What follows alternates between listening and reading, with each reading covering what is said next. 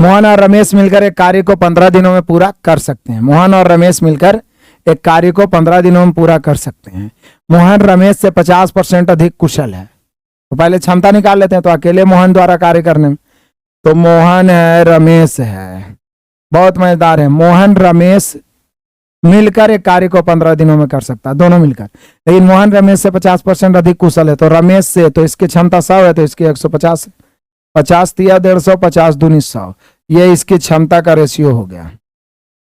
आप ये time work के कितना क्वेश्चन बताएं, टाइप बाय टाइप बताएं, मास्टर वीडियो बताएं, सुपर 50 बताएं, सुपर 30 बताएं, सब उपलब्ध है। दोनों मिलकर 15 दिन में शुरू में दे दिया है। तो बोल रहा है कि मोहन अकेले, तो दोनों मिलके, दोनों मतलब 3 और 2 5 के क्षमता से 15 दिन। मोहन अकेले तो मोहन 3 के क्षमता से डी दिन में। काटिए मेरे बहादुरों, 3 5 15,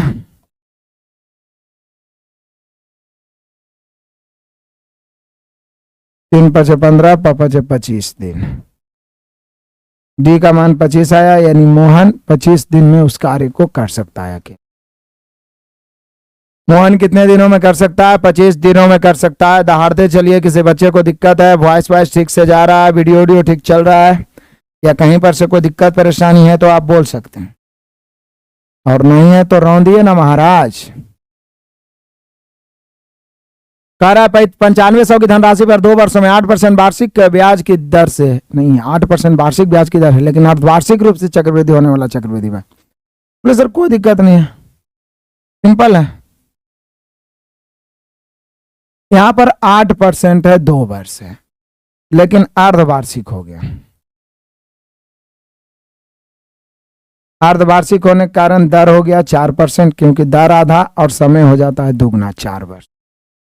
अब देखिए, हमने आपको 3 वर्ष तक का तो बहुत आसानी से बताया था। 4 वर्ष का हमने केवल 5% 10% का बोला, याद रखिए, क्योंकि 4 वर्ष तक 90% संभावना होता है कि 5 या 10%। ठीक है, कैलकुलेशन छोड़ देंगे आप लोग के लिए, कोई दिक्कत नहीं।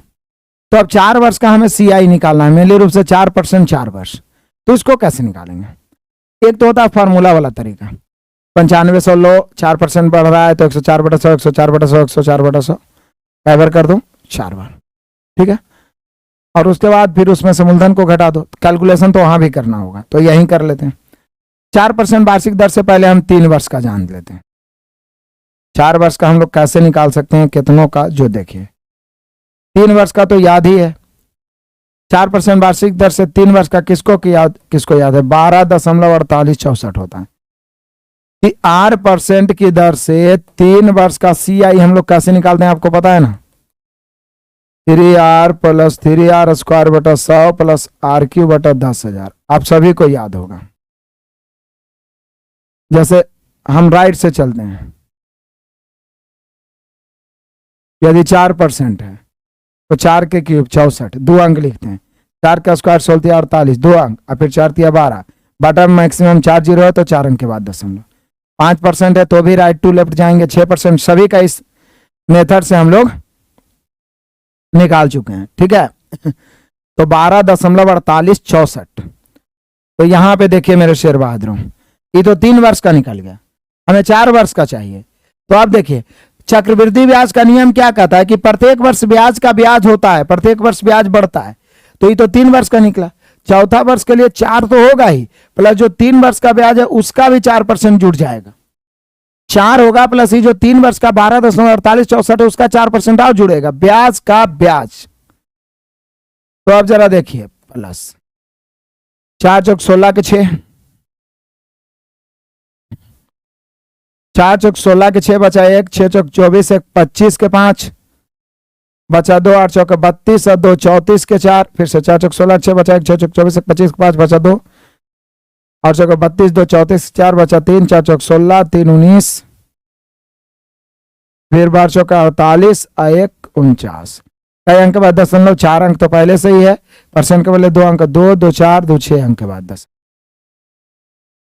अब इसको हम जोड़ेंगे तो कितना आ जाएगा, जो देखिए 6 अंक के बाद दशमलव सिर्फ इसमें है, फिर 5 अंक के बाद सिर्फ इसमें है, उसके बाद 4 और 4, 9 और 6, 15 के 5 बचा 1, 9 8 17 के 7 नहीं 15 फिर से 4 4 8, 9 6 15, 5 बचा 1, 9 और 8 17, 1 18 के 8 बचा 1, 4 4 8, 1 बचा 9 दशमलव, 12 और 4 16। तो मेनली रूप से 16.98, 58, 56 इसको कम से कम 16.98 तो ले ही सकते हैं, 16.98 तो ले ही सकते हैं। तो ये हुआ 4% वार्षिक दर से 4 वर्ष का सीआई। 4 पॉइंट में है, नहीं तो हम मोटा मोटी 17 ले लेते, यदि लगभग रहता ना तो 17 में, लेकिन पॉइंट में। तो अब देखिए हम तुलना गुना कर देते हैं। बाकी तो हम लोग जानते ही है कि 9500 दिया हुआ मूलधन, इसकी तुलना 100 से, 4% वार्षिक दर से 4 वर्ष का 16.98। अब करिए,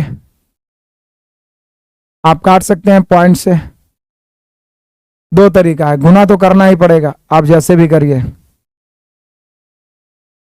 पॉइंट से 2 शून्य काट दीजिए, 19 पचे 95, 20 पचे 100। अब इसको 10 दूनी 20 काट दीजिए, इसको 8 दूनी 16, 49 दूनी 98। इससे क्या होगा ना, अब 19 का पहाड़ा पढ़ना पड़ेगा और 10 से भाग देना, मतलब 1 अंक के बाद दशमलव। तो 19 नमा 71, 171 के 1, 19 नमा 171 के 1, बचा कितना 17, 19 चौक 76, 76 में 17 जोड़िए 76 में 17 जोड़िएगा ना तो जानते हैं कितना आ जाएगा, 93, 93 3 बचा 9, 19 152, 152 में 9 जोड़िएगा तो 161 आ जाएगा। और क्या है, बटा में 10 है तो 1 अंक के बाद दशमलव दे दीजिए। 1613 दशमलव समथिंग आया है, 1613 दशमलव ही। हम पूरा नहीं लेके चले हैं, ऐसे 9 8 5 8 तक कितना लेके चलता है, तो यही वाला आंसर आ जाएगा 1613.66। हम लोग 2 अंक लेके चले हैं, 4 अंक 6 अंक लेके चलिए तो पूरा पूरी आंसर आ जाएगा, समझ रहे हैं आप, 6 अंक लेके चलिए तो पूरा पूरी आंसर आ जाएगा। तो ऑप्शन नंबर बी हो गया। तो ये 4 वर्ष का सीआई। कोई कोई टाइम टेकन क्वेश्चन एक आगो देगा, आप देख रहे हैं कि 12 तक में यही एक क्वेश्चन मिला जो लेंथी मिला। सर 0 तो है, लेकिन आपसे पढ़कर कुछ बेहतर करना है। आकाश चंद्र, बहुत अच्छा, कांग्रेचुलेसन, अग्रिम बधाई कि आप आगे बढ़िए, भगवान से प्रार्थना है बस जुनून बनाए रखिए।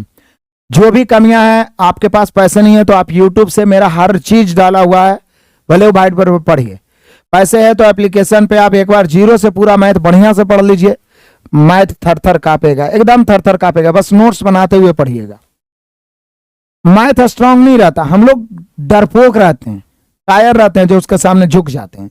एक मैथ को 5 बार बना देंगे, ससुरा का हिम्मत नहीं होगा कि आपके सामने वो आंख उठाएगा, थर थर कांपेगा महाराज, थर थर कांपेगा। एक वस्तु का अंकित मूल्य 400 था, किंतु दुकानदार ने इस पर 25% 15% की दोहरी छूट, डबल छूट दे दी, तो वस्तु कितने में बेचा, मतलब विक्रय मूल्य। तो हम सभी जानते हैं अंकित मूल्य पर छूट देने के बाद जो राशि आता है विक्रय मूल्य। पहला छूट 25 है तो 75/100 हो गया, दूसरा छूट 15 है तो 85/100। कैलकुलेशन खुद से करिए, ये मैं आपके लिए छोड़ देता हूं, कैलकुलेशन करिए तब ज्यादा बेहतर होगा। चलिए आगे बढ़ते हैं मेरे लाडलों, धुआं धुआं करते हुए। इसका आंसर आपको कमेंट कर देना है या नहीं भी करना है, कोई दिक्कत नहीं, लेकिन बना लेना है।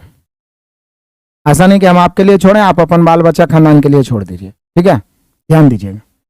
2 धनात्मक संख्याओं का अनुपात मेरे शेर बहादुर है 3:4। यदि उनके घनों का योग, अब देखिए अनुपात में यदि केवल योग दिया रहता ना तो रेशियो से योग की तुलना योग से करते, लेकिन यदि गुणनफल है या वर्गों का योग है, वर्ग के मतलब प्रत्येक संख्या को 2 बार गुना, या घनों का योग है, तो समझिए हमें निश्चित राशि मानना पड़ेगा, इसको 3x इसको 4x।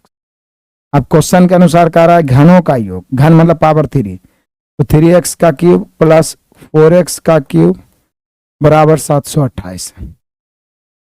संख्याओं का योग निकालेंगे, पहले x निकाल लें, इस 27x क्यूब हो गया प्लस 4 के क्यूब 64x क्यूब हो गया बराबर 700। 64 और 27 जोड़ते हैं, 7 4 11 के 1 बचा 1, 6 2 8 1 9, 91x स्क्वायर बराबर 728। हमको लगता है 91 से जो ये है, 91 से हमें लग रहा है कि 8 बार में कट रहा है। देखिए 8 कहें 8 8 9 72, एक्स स्क्वायर नहीं एक्स क्यूब,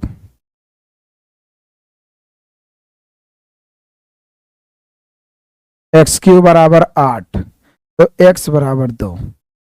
अब यदि छोटी संख्या पूछेगा तो 3 दूनी 6, बड़ी संख्या पूछेगा तो 4 दूनी 8।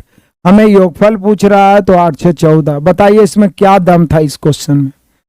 पिछला बार पूछा गया है, इस बार ऐसा क्वेश्चन पूछेगा तो रौंदिए न डालिएगा जी, और जरूर पूछेगा, ऐसा बात करते हैं आप, पूछबे करेगा। पिछला बार भी बहुत सारे बच्चे 50 में 50 बना के आए थे, इस बार भी आप 40 में 40 बना के आइएगा।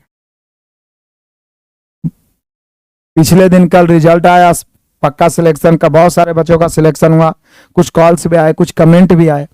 एक व्यक्ति के वेतन में पहले 15% की वृद्धि की जाती है और उसके बाद 15% की कमी की जाती है, उसके वेतन में शुद्ध परिवर्तन क्या होगा? तो जितना वृद्धि हो उतने कमी हो, तो हमेशा एक्स स्क्वायर बटा 100% की कमी होगी। एक्स स्क्वायर बटा 100% की कमी, तो 15 के स्क्वायर बटा 100 यानी 225 बटा 100 2.25% कमी। ये फंडा याद है ना, जितना कमी उतने वृद्धि, तो हमेशा एक्स स्क्वायर बटा 100% की कमी। सबको याद होगा, सुपरफास्ट चल दीजिए, इसमें अटकना क्या है।